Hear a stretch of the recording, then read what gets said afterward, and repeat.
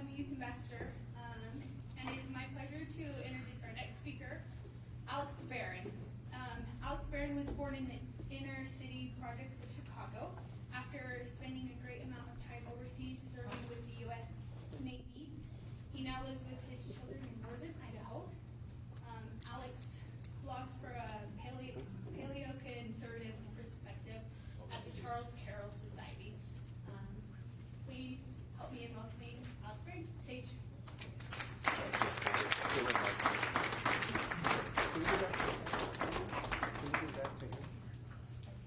Thank you so much. Okay, thank you guys very much for being here, and it's a little bit late. Do you know why we're nervous to speak in front of people? Everyone is nervous to speak in front of people. Do you know why? It's going to be a part of my speech that we're talking about, which is why a lot of things work. The reason is, deep in our animal brain, we know that if you're moving around the world and moving around your home and people are kind of just looking at you out of the corner of their eye, you're probably okay. But if everyone stops and looks at you, you're probably going to get grounded. Or if you're an animal, eaten by your family, whichever comes first. So thus, deep in our animal mind, it says, never end up with everyone looking at you. And so, but you guys have been here for a while, so I'm nervous, and I was wondering if you could help me out. What's your name? Marriott? Miriam, a form of Mary, Latin. I was wondering if you could help me out, Miriam and others, everyone. So, to make me feel a little bit better, can you guys all get up? Stand up. Help me out. Welcome to Black Church. In Black Church, we move. Give it a little thank the Lord, right? Get a little holy gospel going on. That's what Black Church is. All right, thank you. That's all we needed. A little blood. Well, this is not Seventh-day Adventist. We have to do that. So, I have a question. The governor talked a lot about people who want to take things from you. And so I've been working. My name is Alex Barron, as she introduced. Thank you very much for the wonderful introduction. And thank you guys very much for showing up here. And I really want to thank Elizabeth and her husband, Alan, for putting this all together. It's a lot of work. And a lot of the people who come and talk to you do this out of the love, just to help out the next generation. If John Green is a lawyer and a sheriff, if you want to talk to him in your personal time, you'd be paying $250 an hour at least. But he comes down here and he gives that time to you, which he could be using to give the money to me, of course. That's what we prefer. But, if he wanted to pay his own light bill too, that might be good. But that's a good thing. So it's really good that you have this kind of access. So are people trying to take something from you? That made me think about what it is that you have that other people want. Remember, she's like, oh, people are trying to tell you this, who you are, what you are, and trying to take something from you. What is it? A friend of mine, his name is James Rawls, he defines things as Americanism. He says that we are all here as, he defines those terms. One of the reasons, by the way, James Rawls defines every term, and it's very important for you guys to take into the future, is to define what you mean. Whenever you say something, is to define what you mean. And this is very important to do. Defining what you mean. Hey, how you guys doing? What's your name? Abby, pleased to meet you. So you guys over here having fun. So I wanted to join in. I want to be part of the crew. Can we? No? A little fun? No. One of the things I like to do when I was here as a teacher, I taught for extensions at a university. And so all of the kids like you would be dead on their feet. They've done a whole day. And extensions were normally at night. They call it night school. And those guys, they just rock. So they'd be passed out or in the class and just sit down and they'll laugh. Hey, how you doing? You look up at your professor and you'll laugh. Probably can't do that nowadays. But kept people awake. Anyway, back to definitions. Definitions. Must define it. Because if you don't define it, guess what happens? Yes. Yes, they will. Somebody called me far right. Alex Barron is far right. I was like, huh. So I went over to Mr. Webster. I guess he has a friend named Miriam or something. Whatever. Mr. Webster said far right is the most conservative. I'm like, all right. But if you go like this, over to little Wikipedia, run by a bunch of liberals, Wikipedia says far right are people who believe in Nazism. And I'm like, yeah, pretty much. It says far right is a part of identity politics, white identity politics. And I was like, well, that's not exactly. Not really. But the reason they say that is because they'll say, hey, guys, we just meant far right. But in many people's mind, they say far right. They go, oh, he's a Nazi. Because it's not defined. So, if you don't define yourself, others will define you. So, like again, back to my buddy. His name is James Rawls. Smart guy. Wrote many books. Let me tell you a secret your parents haven't told you. I think it's important for children to know. You are not that special. It's a very true statement. You're not that unique. You're not a princess. You're not a prince. There are, 6 billion people on this planet, and that's just at this time. Throughout the history of life, there have been billions of us. You take off your pants, you take off your shoes, so do I. You take a shower, ears. It needs some clothes, needs some clothes. We all got the same songs, bro. Not that special. These are things that, but we do get to define ourselves and what we mean. James Rawls says that we are defending Americanism. We are conservative Christians who are libertarian leaning. But that got me to thinking. And he says that for a purpose. Most people in this room are Christian. Maybe everyone. But why? Why does he define a group of good conservative people as conservative Christians? Why? What is it about conservative Christians? What do they mean about conservative Christians? So that got me to thinking. People will define the more conservative side of America, and you, by the way, me for being conservative. You know what they call all conservatives nowadays? Racist, homophobe, transphobe, a phobophobe. You know what a phobe means? Irrational fear. Pull out a gun, point it. That's not irrational fear. That's like, I'm scared. You're pointing a gun at me. Phobia is an irrational fear. That's what phobia is. You have a phobia. Who in the world has an irrational fear of Buddhists? It's like, I don't even know any Buddhists. Like, who has an irrational fear? Matter of fact, look inside yourself. How many times do you have an irrational fear of anything? You're like, no, I'm afraid of some things. Like, spiders. Fine. You guys are little ones. Monsters creeping and crawling under the bed. Irrational fear. But you're 6. We're going to let you get away with that. How old are you? 8. Oh, we're going to let you get away with that still. Irrational fear of monsters under the bed. 8, fine. But as an adult, what do you have an irrational fear of? But how do they define it? Your phobia. Your phobia.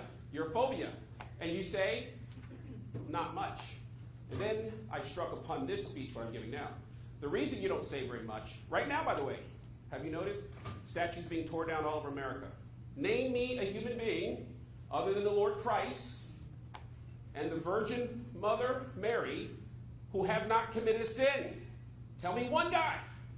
But they're tearing down statues because, we don't like that guy. In the old America, you have a statue of this guy over here. Can I put a statue of that guy over there? Sure, okay, done. Boom. Yay, everybody's happy. In the one park, it was called a melting pot. We all put our little spices in, slurp. But now, it's not. I don't like that. Take it out of the pot.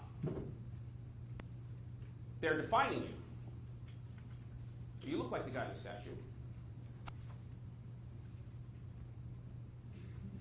It is my opinion we are defined by 3 things. 3 things. And it's important to define those things And it's my opinion that those things enable capitalism, and much more important than capitalism, they enable entrepreneurism. That's what made America great. It's a system. But the truth is, you can go out, lemonade stand, start chucking lemonade. My daughter, she's 9, little black girl, little Bible, cross. She chucks lemonade very well in North Idaho. Dad, I'm short on making movies. I don't know, well, you're going to come up with the money. Wait one. Runs out there, $20, done. Because, it's great. But this is entrepreneurism. This is how America grew. Ford was small. NASCAR came from, everybody knows where NASCAR came from, right? Bootlickers, guys were moving booze up the coast of America. They're making their cars go fast to outrun cops. And the guy said, hey, why don't we start racing those things? Entrepreneurism. That's what made it here. So, you look like a smart guy. What's your name? Joseph. Joseph. Pleased to meet you, Joseph. Excellent way of saying that. Well, start. Thank you. So, Joseph, tell me 3 things to find yourself. Go. Oh, I'm always sleep deprived. I drink way too much sugary beverages, and I indulge upon video games. Those are excellent and actually a fairly good answer to the question since I didn't define it. What I'm asking you is to define who we are as a group, who conservative America as a group. Make America great again. Okay, what? That's a great line. President Trump is great at marketing. What is conservative America to you if you could only use 3 terms? Conservative America, 3 terms. I'm going to say divided is a good term for that. In some regards, I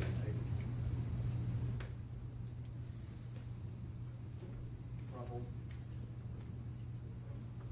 but it's seething potential as well. That's actually not a bad answer. Well thought out. 2 negatives and a positive.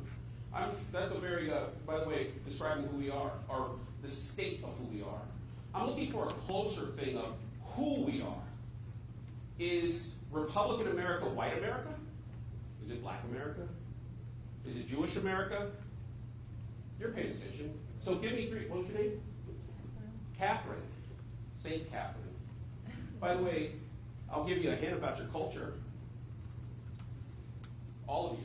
Every one of you. I bet you, 99% of you have all of your names with 300 names. Hope, Joy, Chastity, some version of Mary, Rebecca, Michael, Gabriel. Why? Why? Why? Because that's our culture. 300 names of saints and biblical names. So please, for the love of the Lord Christ, do not name your daughter Lexus or Shawika or something on her resume that when I read it says, never going to get hired. So don't. Rebecca worked for many years. Catherine works. Mary's great. Hey, you go talk to your boss. My name is Mary. Hey, my daughter's name is Mary. Great opening line. My name is, you're like, man, that's. Okay, 3 things that define us. I gave you a little time to think, assuming that. I noticed you taking care of your sisters, I'm saying? Pretty good job. You weren't beating them as much as I think, but you're very being kind. I'm sure you beat them, take them outside. No, I told you. No, of course not. Go ahead. Let's go, Catherine. Let's go. 3 things that define us. The conservative America. This is my friend James, my friend John Jacobs. He wants to know, John Jacobs is like, we are Americans. We are traditional Americans. And my other friend, James Rawls, is like, we are conservative Christians who are libertarian leaning. How do you define us? Give me one. First thought, go. It's like a game.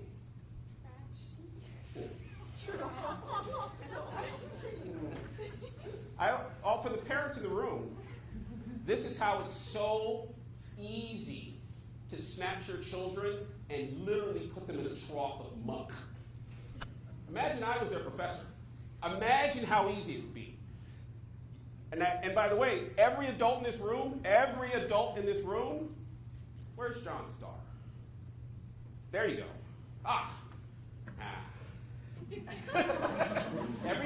this room, I would say bear some responsibility. Who are you? Who are you? Because she, what was your name? You, curly hair. Liberty. Your name is Liberty? Yes. See, there you go. This is my matching brother, Justice. Oh, you got some funky names, don't you? She's like, I'm just going to go with second now. But she's our Lady Liberty, actually just told us, if you don't define your children, you feed them into the pit where I will define them. And they will come home with tattoos from here to here and spikes and hate you. You. Hi. How would you define conservative America in 3 terms? Oh, by the way, what's your name? I know your name, but everyone else does. So go ahead. Speak up, please. Well, we're all human, so we're prone to make mistakes. But that's conservative. That's all humans. Everybody born since Adam and Eve. How do you define conservative American political thought, political culture? How do you define it? If you had to guess.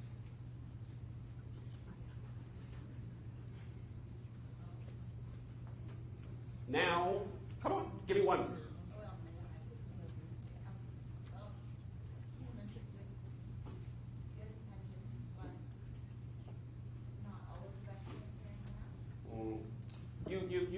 I think you weaked out because you know. She could have said Catholic, and the rest of you can just jump off. That's it. Not with us, we're done. She's smart enough to do that. Some people here can say Baptist. That's a big part of who you are, is it not? Is that not a brilliant theory? Is that not a brilliant concept that you've come to, is that we are not teaching our children who they are? It is now accepted among historical scholars that in the decades before the American collapse, America suffered from a sickness of racism and cultural identity. Everyone wanted to be seen as special. Every group had to be equal to, or preferably better than its neighbors, and fought to protect its special rights. If anyone had something that someone else wanted, like their money, like their grades, they would paint that person as racist, sexist, elitist, or worse. This divisive me-first attitude eventually tore the fabric of American culture apart and caused it to self-destruct in a fireball of competing ideologies, none of which would truly recognize each other's validity to even exist. Cultural diversity led inexorably to anarchy. That is from a game called Cyberpunk from 1988, predicting what America in 2020 would look like.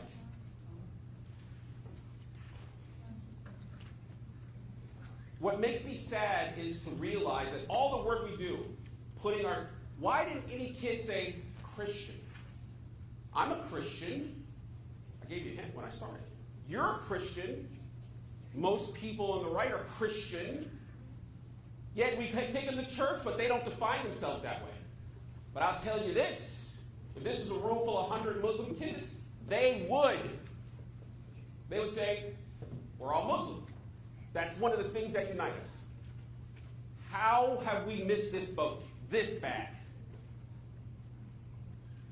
The other thing that makes me sad is that extraordinarily powerful people who have funding, people who keep a lot of this business going, very powerful Republicans, don't understand or don't appear to understand what unites us, what allows capitalism to exist, what allows democracy to exist.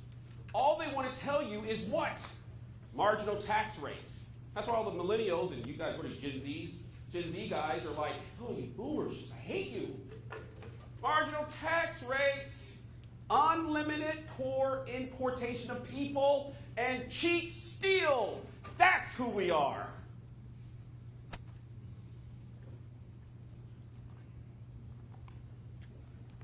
The first thing that you are, by the way, I will now give you the answer, or as a professor should say, an answer that you can think of. When next time someone asks you who you are, you'll have thought of it a little harder. And here are some things to think of. For me, she told me who I was. So I solve problems for a living. I'm an engineer from a top 50 school. I joined the Navy when I was 17 years old. I went overseas to defend freedom. Define that. I killed and destroyed the enemies of my nation as effectively as I could. Then I went and got my degree on the GI Bill. Thank you very much, all the taxpayers. And then I went back. By the way, that was called Operation Desert Storm. Then I went back to help fight the war against the Taliban, defending freedom. Same way. That was called Operation Enduring Freedom, and other people. And then we just went back to destroy the enemies of this nation again in Operation Inherent Resolve, which was the war against ISIS. And that was a very effective operation. I have seen a lot of the world. That's why you're kind of interested. I have actually made it from being lost and not in my right mind in 4 continents.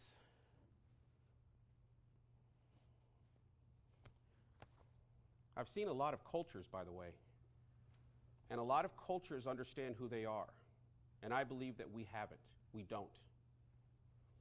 First thing that I believe that should go into your pot is that you are Christian. Well, what does it mean? Christian.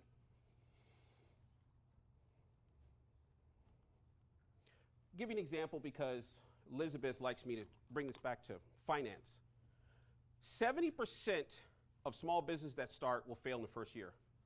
Yet we start small businesses all the time. We're like the entrepreneur capital of the world, literally, America.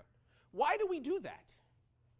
It is my opinion, it's because your Christian faith has taught you from ground zero to pick up your cross and walk. No one has promised you success. They have just promised you an opportunity. Who gave you that example? Christ did. Christ put his cross in his back and said, I'll take it. I'll walk this cross, knowing that he would fail. We have at least a 30% chance of succeeding. Other cultures don't have that example. Because we don't teach who we are and define who we are, they've corrupted who we are. Instead of having what the Constitution and more importantly what the Bible says is an equality or equality of opportunity. You can do the right thing, you can do the right thing, you can do the right thing. Or you can do the wrong thing, but you must bear the responsibility. They want equality of outcome. But as Christians, you know it's wrong. Why? You know why? Because some people in this room are going to heaven. And you know what else is the truth? Some people in this room are going to hell. It is not an equality of outcome. That's right. It's your choice. It's your choice to live in sin. Your choice. And if you make that choice, you bear the responsibility. We know that deep in our heart. Why do we know that? Because we're Christian, and we're taught that through our Christian faith. There's no everyone gets to recreate a frog. There's a decision. Thousands of years of Christian thought, thousands of years of smart people who dedicate their lives. No family, no mothers, no kids. Let me just think. That's how we got to these thoughts. Thousands of years. People went and fought and warred and killed people over these thoughts.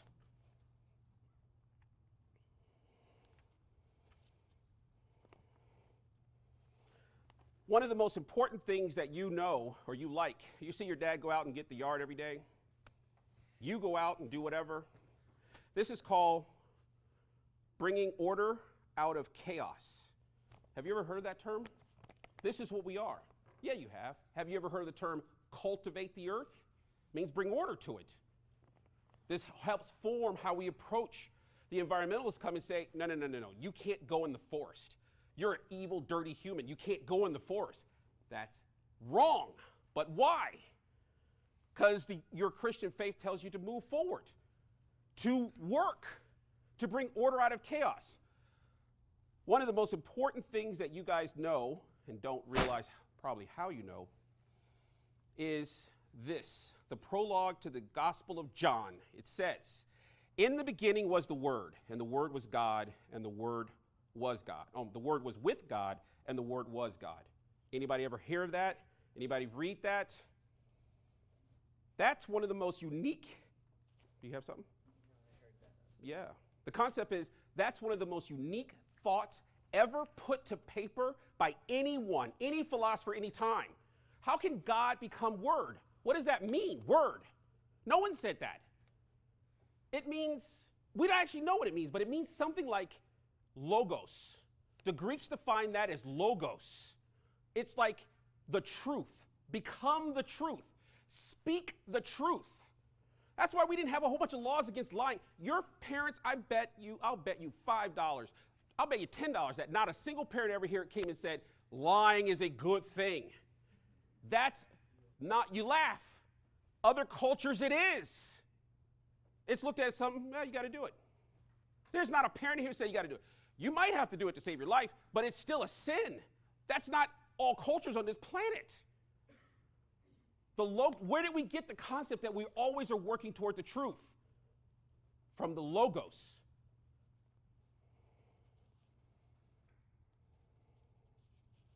By the way, that's very critical for our economy and our culture to exist. Speaking the truth. We do the thing, hand on the Bible up. I will speak the truth. All of you guys locked your little cars. Locks are for honest people. You pick up a rock, you smack it inside the window. You reach in, you grab $5, and the person has to spend $150 fixing their window. In other cultures, in inner city, that happens all too often. If you had that happening all the time, you couldn't have a functioning economy. Because every time you go to close up your store, it would be ripped off and destroyed. You have this concept deep inside you since your parents have been raising you. Logos. I speak the truth. I try to speak the truth. Trying to speak the truth is hard sometimes. My dad's going to punch me in the throat. Happens. You'll get over it. I did. By the way, speak truthfully but carefully. Now, Dad, remember I'm your kid. You put a lot of work into me. Just want to let you know before I tell you what happened. Just remember, wait. Let me stand over here. I'm going to stand behind Mom. I'll tell you another thing that's secret that you know. Stand up straight. Sit up straight. Sit up straight. This is a concept of saying, I'm going forward to cultivate this earth. I am bringing order out of chaos. I am coming to you truthfully, slumped over like a slave. I can absolutely promise you that these things are critical for your development, because I can absolutely promise you that you will encounter suffering. 100% you will encounter suffering. Everyone does. Because we have lost the concept of true Christian thought, all of the things get corrupted and destroyed. Our whole economy gets destroyed. How does that work? People tell you that taxes is patriotic. I heard President Obama say that.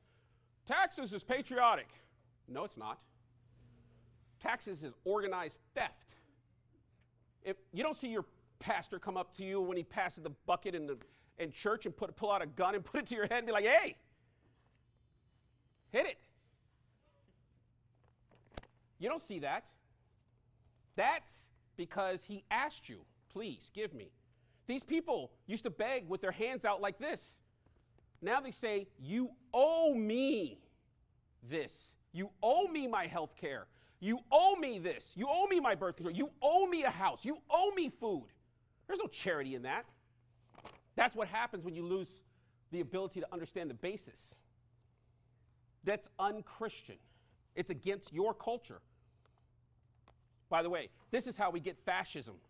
Communism is because of loss of an understanding of how people work. how we're supposed to work.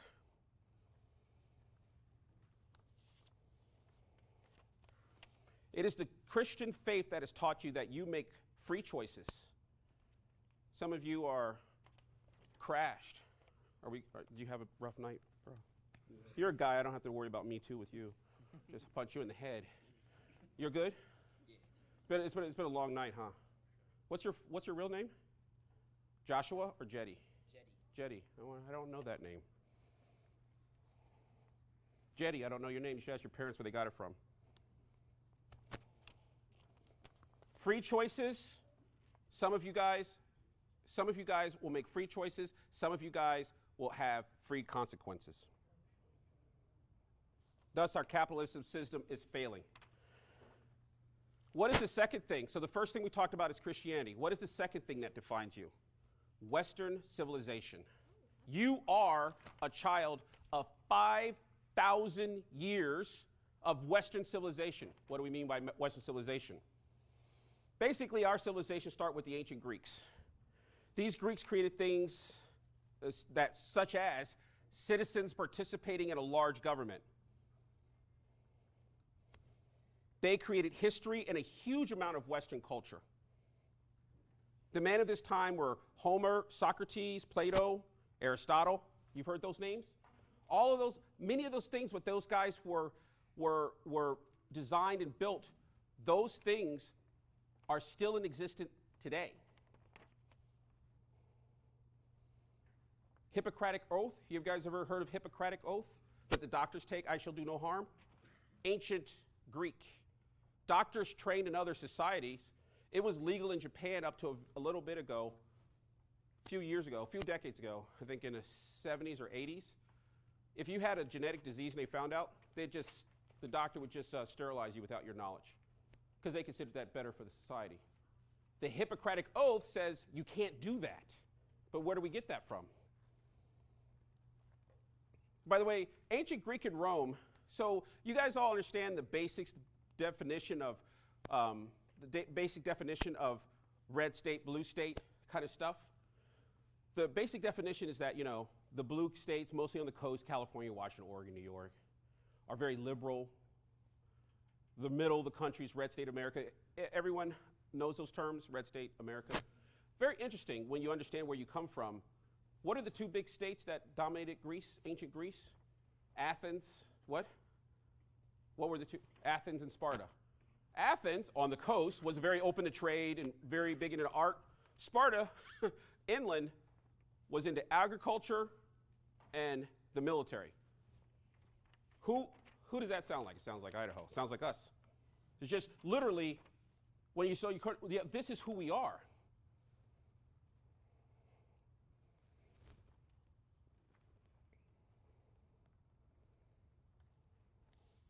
How did that culture, Athens and Sparta culture, spread throughout the world? Any idea how it spread all over the place? Architecture. Yes, architecture was what they were spreading. What? People. Yes, people. One in particular, his name was Alexander the Great. He conquered the known world. He conquered everything he could find. And he then brought his culture there. That's one way culture spreads. One of the most important things that ancient Greece did is influence Rome. Rome gave us the foundation of how our governments are formed to this day. We have a governor and lieutenant governor. Ancient Rome had two consuls when they were the Roman Republic. And guess what else they had? A senate. And guess what else they had? An assembly. And everybody talks about the 1%. In ancient Rome, the high and mighty, the people who came from good families and such, went to the Senate.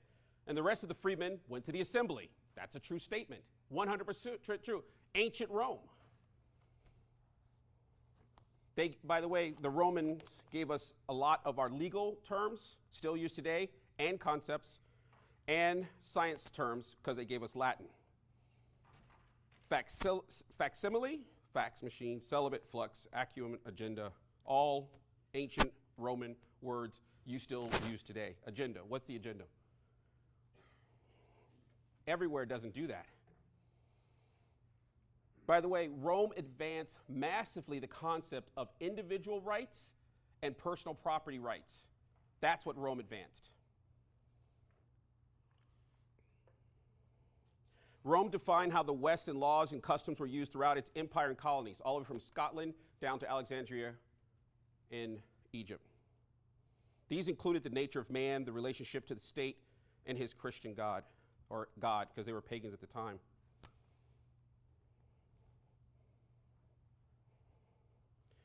Eventually, Roman Empire went away and was replaced by the Holy Roman Empire, which would be the Catholic Church. These, once again, spread all of the Roman concepts throughout the world through the Catholic faith. The Renaissance was largely after the fall of the Eastern Roman Empire. That's one of the reasons why we call ourselves Western civilization, is because the Roman Empire split between West and East. And we were children of the Western. The Eastern actually converted the Rus people, who were the Russians, into Orthodox, or a form of Catholicism called Orthodox Christianity. So Western civilization means that you are children of the Greco-Roman concepts. Architecture you still use today. There's probably columns that you can find that are inspired by ancient Greece and Rome. What did you say? In Sparta? What did you say? Oh, in Sparta, right? You can say you have the big abs. The third thing I believe that defines us as a people is our dedication to individual liberty. It's everywhere you have in your world. Everywhere you have. Christianity, Western civilization, and individual liberty. With individual liberty, you guys have, where did that come from? Everyone doesn't have that. It came from a few places, but one of the biggest places that we give credit for is Magna Carta. Everybody knows Magna Carta. Did you see the movie? The barons were rebelled. They got mad. I was thinking it was King John. Somebody who's a historian knows. King John was acting like a jerk, and the barons said, enough. They didn't just send down a little raven. They didn't write a little letter. They didn't tap in. They got their black rifles and took over his capital. And they said, the state has to back off. That's how the Magna Carta got here.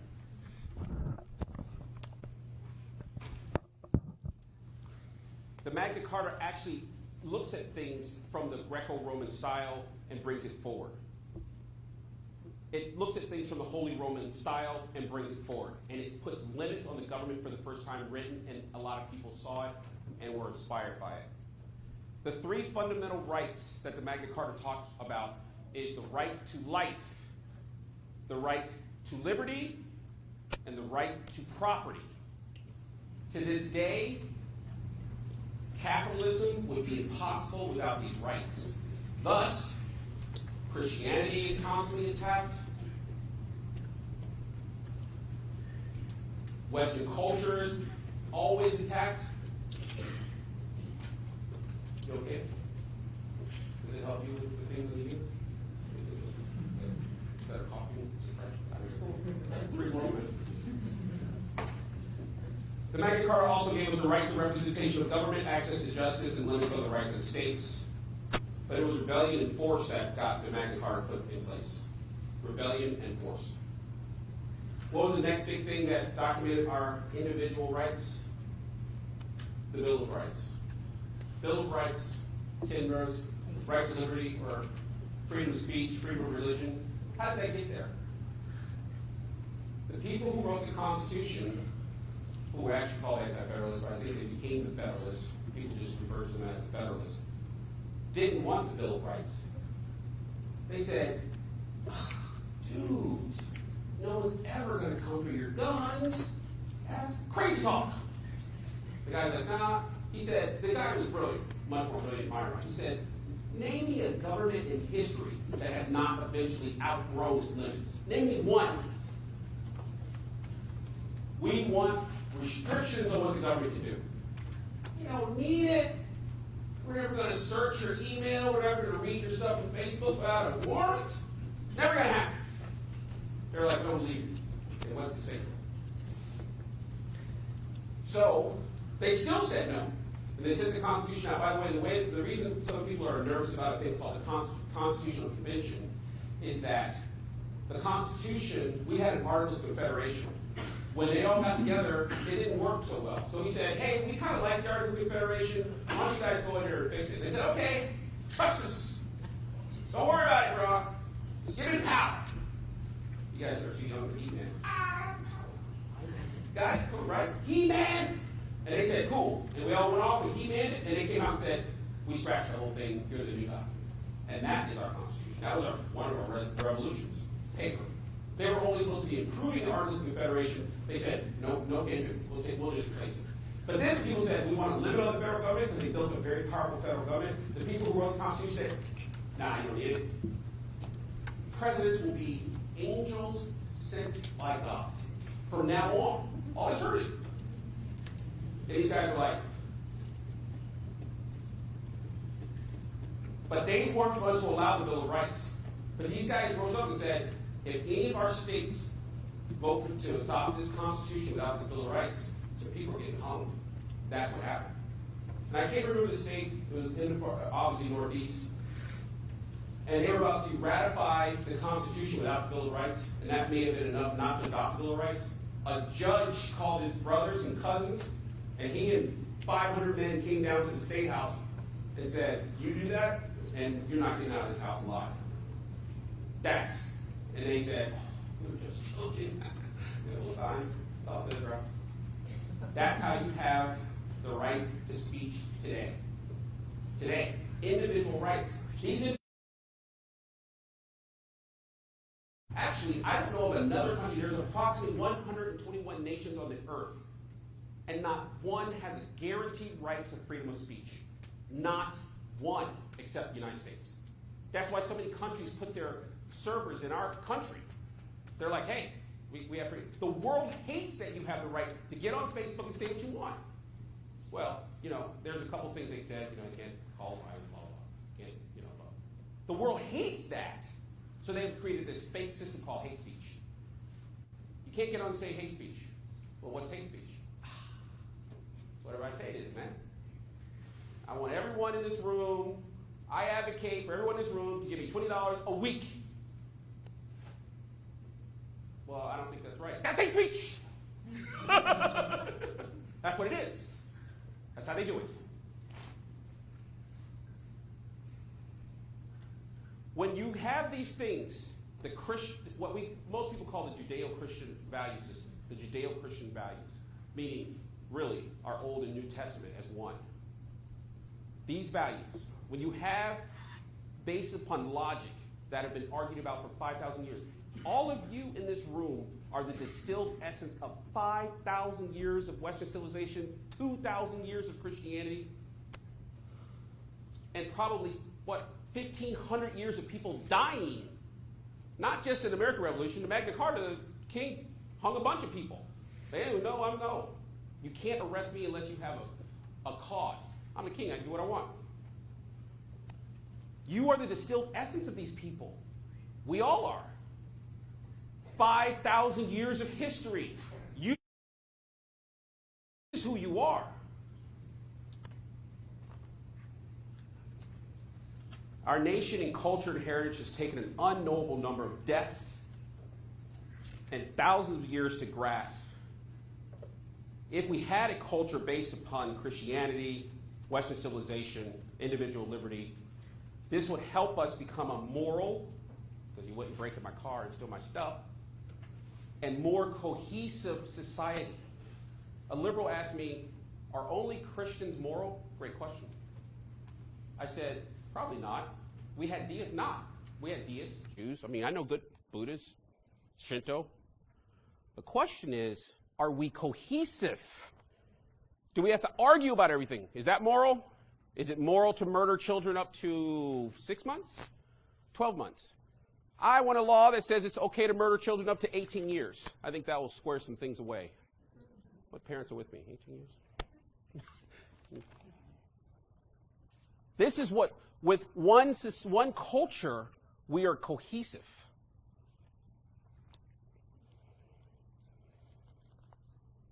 You will encounter terrible things in your life.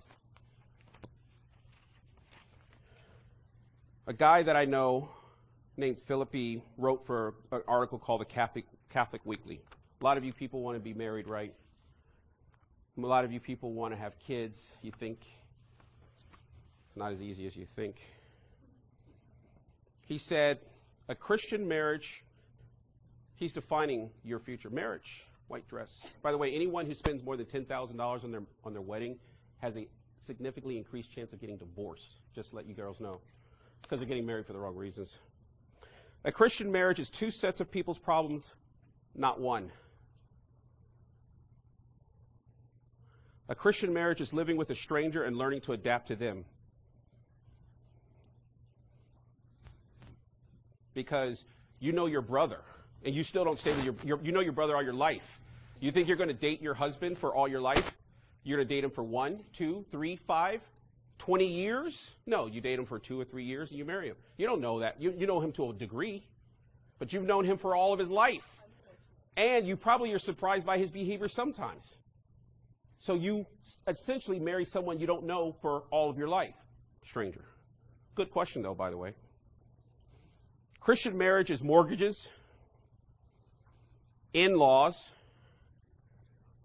school fees, infertility, pregnancy loss, arguments, heartbreak, compromise, parenting failures, chronic illness, guaranteed.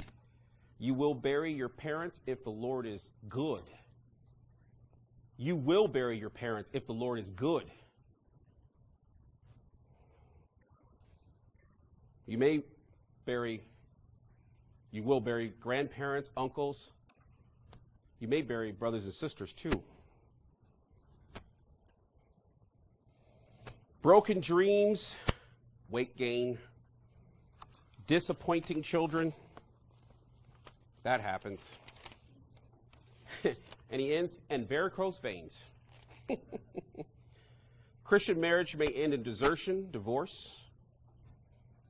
And you know what he said? I can give you a similar list of horrors for living a strictly single life. I could give you a list of horrors for living a pastor or a priest. I just read a story of these women who are 50 years old, never married, have no children, parents died off, and they're going, woe is me. Now I think, how could I have ended up in this situation? She's like, literally, I could die and my friends might not come looking for me for a while. 50 years, too late. I could give you a horror for this. It's only when you are based strongly in who you are, Christians, people who value Western civilization and understand a little bit of Greco-Roman history, who understand where your individual liberties come from. Only when you're based in this can you survive and thrive.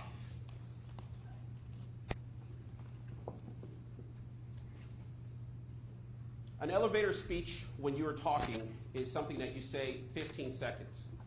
It's basically if you happen to be in an elevator with the guy you're seeing or his boss, who are you here to see? Blah, blah, blah. Why are you here? Elevator speech. He doesn't want you to get into the 50-minute thriving.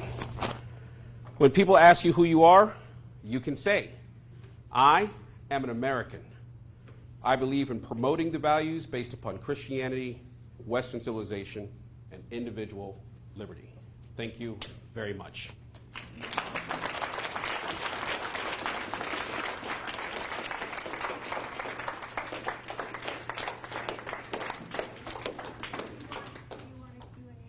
Oh, does anybody want to be more? Aren't you done? It's still light though.